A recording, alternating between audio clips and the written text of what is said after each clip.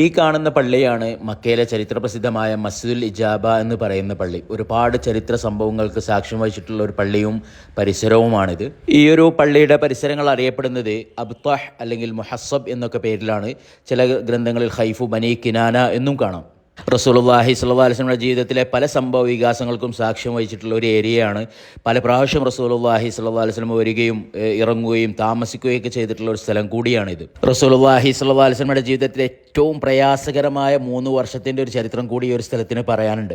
റസൂലുള്ളാഹി സ്വല്ലല്ലാഹു അലൈഹി വസല്ലം നുബുവത്ത് കിട്ടി പ്രബോധനത്തിൻ്റെ തുടക്കകാലത്ത് ഖുറൈശികൾ അത് മുടക്കാൻ പല രീതിയിലും ശ്രമിച്ചിരുന്നു. സ്ത്രീകളെ തരാം, സമ്പത്ത് തരാം, രാജാവാക്കാം, പലരും ഭീഷണിപ്പെടുത്തി നോക്കി. പക്ഷേ റസൂലുള്ളാഹി സ്വല്ലല്ലാഹു അലൈഹി വസല്ലം അതിനൊന്നും വീഴാതെ എന്ത് ചെയ്തു? തൻ്റെ പ്രബോധനവുമായി മുമ്പോട്ട് പോവാണ്. അപ്പോൾ ഖുറൈശികൾ മനസ്സിലാക്കി ഈ ദീൻ ഇവിടെ വളർന്നാൽ വലിയ അപകടമാണ്. അങ്ങനെ അവർ ഖുറൈശി നേതാക്കൾ എല്ലാവരും ഈ കാണുന്ന സ്ഥലത്ത് ഒരുമിച്ച് കൂടുകയും അവർ നമുക്കൊരു തീരുമാനം എടുക്കണം. അങ്ങനെ അവരെല്ലാവരും കൂടി ഒത്തൊരുമിച്ച് ചർച്ച ചെയ്ത് അവസാനം ഒരു തീരുമാനത്തിലെത്തി. റസൂലുള്ളാഹി സ്വല്ലല്ലാഹു അലൈഹി വസല്ലം വധിക്കാൻ വിട്ടുതരുന്നതുവരെ റസൂലുള്ളാഹിൻ്റെ കുടുംബമായ ബനൂ ഹാഷിം ഗോത്രവുമായിട്ട് ആരും കല്യാണം കഴിക്കാനോ കച്ചവടത്തിനോ സംസാരിക്കാനോ ഇരിക്കാനോ പാടില്ല എന്ന് തീരുമാനിക്കുകയും അതൊരു വലിയ ഒരു എഴുതി ഉണ്ടാക്കിയിട്ട് കഅബയിൽ തൂക്കുകയും ചെയ്തു എന്നാണ്. അന്നത്തെ രീതി അനുസരിച്ച് കഅബയിൽ ഒരു നിയമം തൂക്കിയിട്ടാൽ അത് ഖുറൈശികൾക്കും മക്കക്കാർക്ക് എല്ലാവർക്കും ബാധകമാണ്.